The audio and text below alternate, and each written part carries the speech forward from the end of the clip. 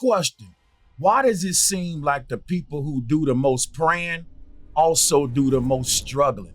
In this video, I want to show you why your struggle might not be a test of faith, but a sign that something's been left out. Here's a stat you probably never heard in church. Nearly 90% of religious believers are guided by faith and tradition, while only about 10% ever stop to verify what they believe through real research and study. Meanwhile, most world leaders, despite their public appearances, rely on knowledge, strategy, and data, with about 60 to 70% of their decisions driven by what works, not just by what feels right. So today, I'm breaking down the dangerous gap between belief and knowledge and the deeper details of why one leads to struggle and one sets you free.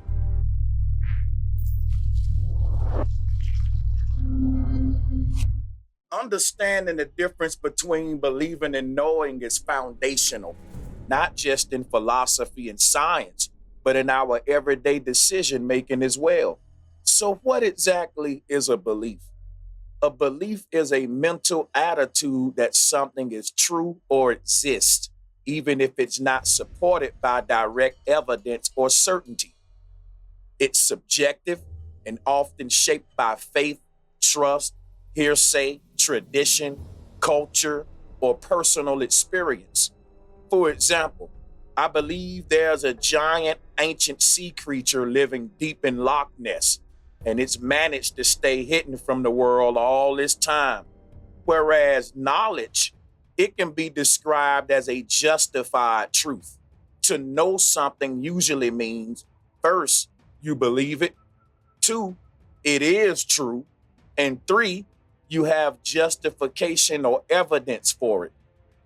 For example, I know that water is wet. So to sum it all up, belief is the starting point, knowledge is the goal. Most human understanding begins as belief. Over time, as we test, question, and gain evidence, some beliefs mature into knowledge or get discarded. Emotionally charged beliefs are the ones that often tend to masquerade as knowledge. Knowing is more humbling than believing.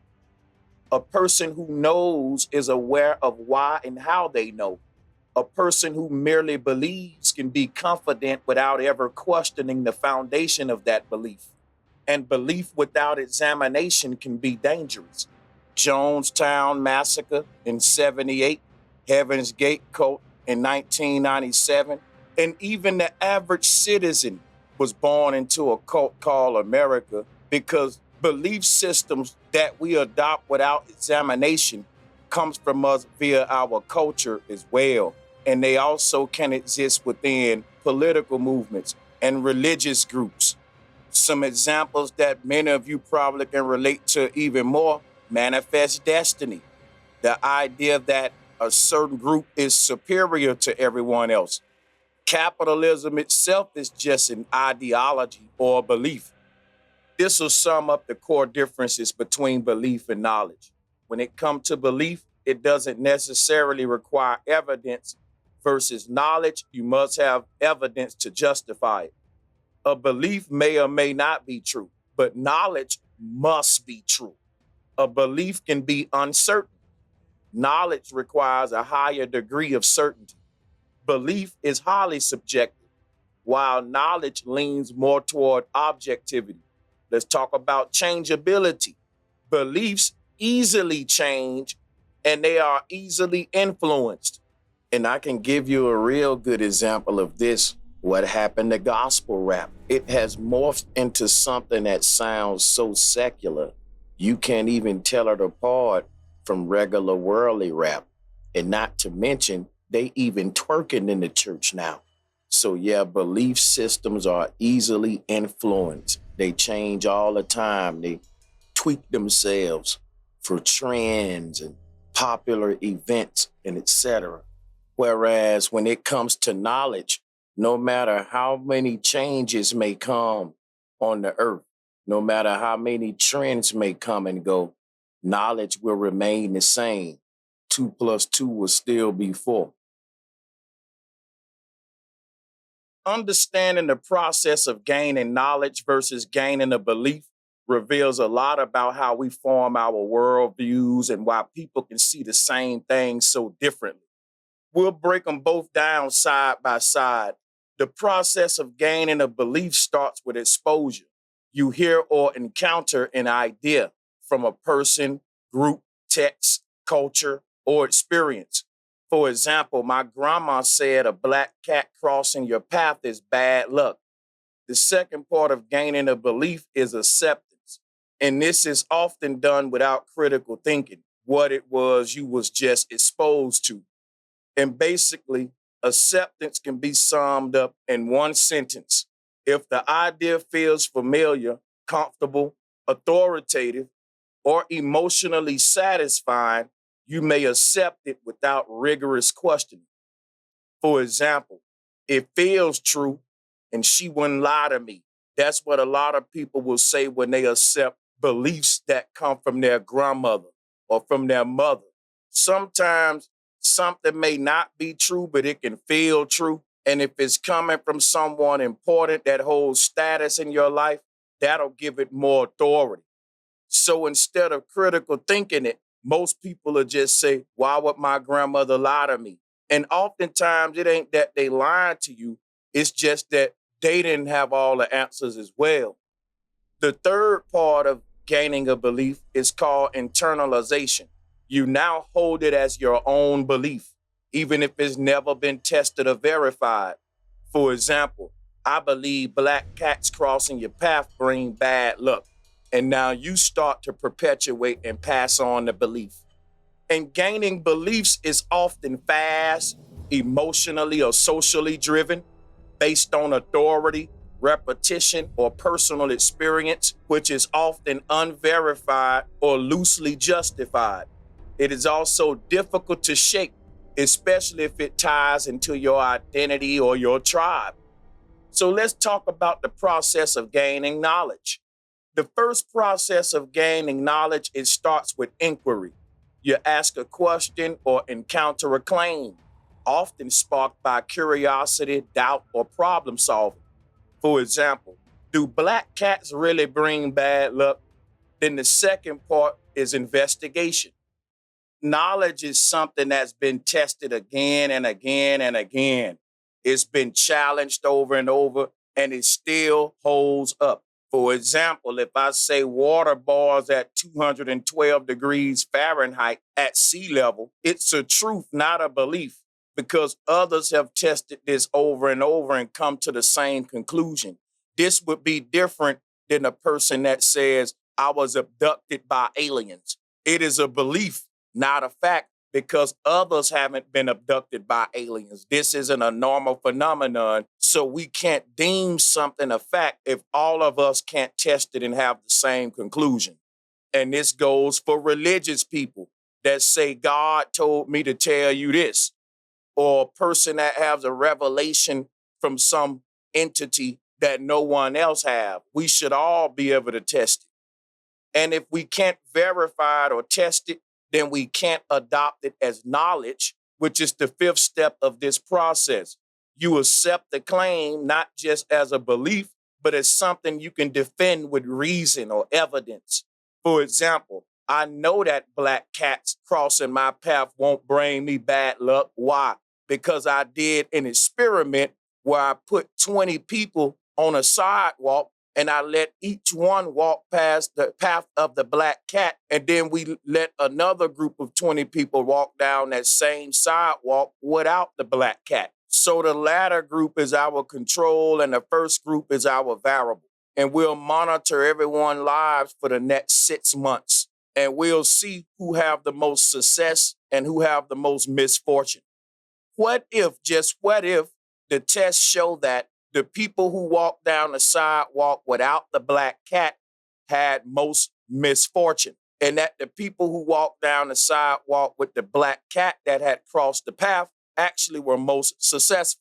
Well, we can conclude with that a black cat crossing your path does not cause bad luck. And the reason or the evidence that would allow us to adopt that as knowledge is the statistics and the data that we gathered from our research, from our experiment. Most of our beliefs that we hold dearly to, we didn't take them through that process. We just defend them with typical questions like, why would they lie to me? Or other things we may tell ourselves to avoid proving or disproving our beliefs. But when it comes to the process of gaining knowledge is much more slower than gaining beliefs. It's also evidence-based, open to revision if better information comes, rooted in logic, science, or firsthand verification. And it's often harder to accept emotionally, but it's more reliable. So my take is that people gain beliefs passively, but they gain knowledge actively. Belief can feel easier, safer, or more communal, but is also more vulnerable to manipulation.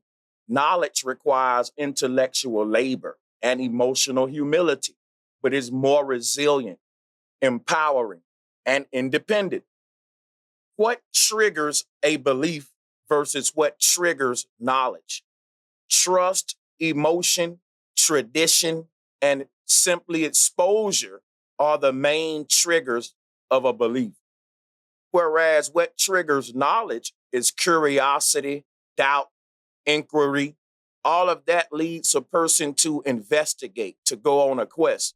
So, what is the method that a person uses to acquire belief versus acquiring knowledge? To acquire belief, it only takes acceptance or repetition or acceptance through repetition. You hear something long enough and we call it a truth or a fact. For example, what you don't know won't hurt you. Everybody should know that that is a lie, but we've said it for so long and for so many years, it just sounds true. And some people will even defend it. But if you don't know that there's a cliff edge ahead, that will definitely hurt you.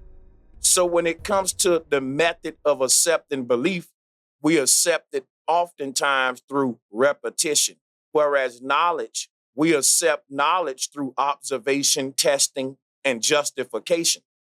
How do we verify a belief versus verifying knowledge? First of all, beliefs are rarely tested, if at all, so there is no verification for a belief, whereas knowledge is often rigorously tested. Beliefs have a very high resistance to change, whereas knowledge is moderate and is open to revision. So when it comes to the truth standard, belief is just perceived truth or emotional truth, if that's even a thing, whereas knowledge is objective or intersubjective truth. I know many of you probably have heard someone say, we living in a time of smartphones and dumb people. There's a lot of truth to that. And in this section, I want to talk about why AI is smarter than most of us, and it shouldn't be. Earlier, we broke down the difference between belief and knowledge. But here's where it gets kind of wild. You see, the process of gaining knowledge requires effort, asking questions, verifying facts, cross-checking sources, and admitting when you're wrong. Belief, on the other hand, is easy. It feels good. You hear something from someone you trust. It aligns with your emotions or community, and boom, you adopt it as truth. No testing, no research. Now ask yourself, which process do most humans use daily? Most people don't think critically. They outsource reasoning to a preacher, a politician, or a content creator, and now to artificial intelligence. And that's the problem. AI doesn't believe anything. It follows the actual process of acquiring knowledge. It questions input. It analyzes patterns. It cross-references sources. It generates logic-based conclusions. So we now live in a world where machines reason better than the masses because machines mimic the process of gaining knowledge, and most people were never trained to. Now, let me add in a little disclaimer. Not all AI is created equally. The AI I'm referring to here, I'm assuming, is very advanced. But just think about what my point is here. The average person feels something and calls it truth. The machine processes something and finds truth. Also, another crazy thing about this is that most of the people in the world have some sort of religious belief or some sort of belief system at the foundation of their thought paradigm, which is why most of the world rely on artificial intelligence to do most of its reality-based processing, because most humans are out of touch with reality. We really live in our religious program-based reality. And because of that, a lot of us cannot make sense out of the world outside without the help of AI, without artificial intelligence being a crutch. The average person live in their religious mind, but they don't even trust it fully when it's time to negotiate with reality, which is why AI is such a popular tool in our society. So when it comes to world leaders and average citizens, this chart basically breaks down what guides each group the most, belief or knowledge. And it breaks it down by actual percentages based upon statistical data. Statistics show that world leaders are guided 60 to 70% by belief and 30 to 40% by knowledge. But you got to keep in mind that being guided by a belief versus relying on a belief is two different things, because when it comes to the average citizen, we rely on simply believing to manifest our will, to manifest our desire. We're being taught if you don't believe it hard enough or if you don't have enough faith. So we solely rely on belief to manifest our desires, where those in power are guided by beliefs and they rely on knowledge to manifest their desires, as I explained earlier. So they may be guided by the belief of manifest destiny or even some form of racial supremacy. But when it comes to them manifesting their will, they don't leave that up to belief. That's when they bring out strategy, planning, science, technology, and etc. So world leaders are influenced by ideology, political agendas, public image, tradition, and self-interest. Knowledge is used tactically, but belief systems, especially ideological or strategic, often dominate decision making. Meaning that if the people in power believe that they can overpower you, if they believe that they are morally justified on a spiritual level for taking your land or oppressing your people, then that belief will dominate their decision making and they will go on a crusade or lead an invasion. These kind of beliefs dominate the decision making of most world leaders. But again, just because beliefs may guide them or dominate their decision making, they do not rely on any beliefs to manifest their will or to manifest their decision. On the other hand, the average religious citizen is guided by belief 85 to 95% of the time. And you want to know why everyone is using AI to think for them. Because the average religious citizen is only guided by 5 to 15% of knowledge. Even though it is a belief that we only use 10% of our brain, it's some truth to that. It ain't that nature is limiting us. I think it may be that we're limiting ourselves, and it all lies within the beliefs that we've been given from the moment we came onto the earth. Most religious adherents accept teachings through tradition, family, or emotion, not through critical investigation or empirical justification. So in this section, we're going to talk about leaders versus followers and why many world leaders rely on knowledge more than they rely on belief. Many world leaders are belief driven, but they don't rely on belief. For example, the quote unquote oppressor, the invader, the crusader, the people that went around the world stealing land, and oppressing indigenous people. They were driven by a belief that they were God's chosen people.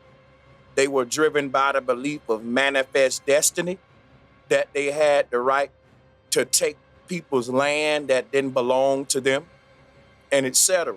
But even though they was driven by this belief, they didn't rely on belief to make this happen. They relied on military strategy, technology in the form of weapons or whatever they used throughout the times. That's a form of scientific technology. They relied on knowledge to fulfill their desires, even if their desires were driven by a bogus belief. So people in power may use knowledge as a tool, but their core motivations are often ideological: nationalism, economic theory, religious influence, or power preservation. Many leaders are products of elite education, yet still operate within narrative-based frameworks to persuade and control the masses. Real politic and image management often require abandoning uncomfortable truths in favor of belief-based messaging. For example, a leader may know that more gun control laws isn't the answer and that crime prevention is the way to go. But if that leader is buying into an agenda or have been bought out by some group that is advocating for more police control, for us to go more into a police state, more undermining of the Constitution, then these particular groups need a lot of violence and crime to manifest, to even make their point of gun control. So they're really on the low fueling the violence. And they're doing it by ignoring crime prevention. And their solution is to take guns and build prisons. But that's all part of an agenda to take away all of our rights as Americans. So there are many examples where leaders know better, but they don't do better, and they act out their willful ignorance, often in the form of some bogus belief. World leaders do not rely on belief to manifest their desires or to manifest their will. They may use beliefs to serve their own self-interest, and it ain't that they necessarily believe. They use beliefs as more of a tool of war and to get what they want, but they will never rely on beliefs to manifest their will. And this is the difference between people in power and regular day-to-day citizens. Most regular religious citizens are deeply belief guided. Their worldview is built around faith, tradition, and trust in authority. Few have rigorously studied theology, history, or comparative religion. Their belief is often inherited, not examined. Questioning beliefs can create social, psychological, and spiritual dissonance. So knowledge is often filtered through belief rather than the reverse. So, for example, a religious believer may reject scientifically supported ideas because they conflict with scripture or church doctrine. I see this happen all the time. There's a lot of people that literally believe in immaculate conceptions. They believe that parthenogenesis can happen in humans when it's only limited to plants and animals. But the reason a lot of us believe that parthenogenesis can take place in humans is because traditionally we have been raised hearing a lot of miracle birth folklores or immaculate conception stories. We've been exposed to that traditional concept in some way or some form. And it's not just in Christianity, it's in the quote unquote Black conscious community as well. These are times where we ignore reality and science, and we will argue from a belief guided perspective. And we will be very passionate about it a lot of times. So my take is that leaders and elites often weaponize belief while understanding knowledge in private. Religious citizens sincerely adopt belief as truth and often see knowledge as secondary or even threatening to faith. The true shift happens when people learn to challenge belief with justified inquiry. And that's what the powerful people in the world often discourage because belief is easier to control. So I have to ask all of you, where are we headed and what is the end goal as machines do more of our thinking for us while humans become more and more of passive believers? And remember that last popular quote that I said I would share with y'all at the end? It's not even in the Bible, but all of us probably have heard it. And it is a big, big reflection and a huge testament to the fact that humans have become passive believers. And that quote is, let go and let God. This, my friend, is a lie that keeps people powerless. It sounds comforting, right? But here go the problem. Like I just said a minute ago, it ain't in the Bible. And even worse, it contradicts another scripture in the Bible that don't nobody pull up when they are quoting all of these different scriptures to promote this powerless mentality. But that scripture that contradicts all of this is James chapter 2:17. It says, faith without works is dead. Now, we all are familiar with this scripture, which makes me ask the question, how did a quote like let go and let God even become popular? So if you trace back the origin of this phrase, you will see that it came from modern feel-good religion, from pastors and pop preachers who wanted to make faith easy. But in doing that, they created generations of people who are waiting instead of working, hoping instead of building, and praying instead of planning. We've been taught to treat faith as an excuse to be passive, but we should treat it like a sort of motivational flame behind our actions, a sort of passion that aids us as we act versus sort of using it as this excuse to keep us not acting. So when you say let go and let God, exactly what are you letting go of? In my opinion, that's when we turning our power away.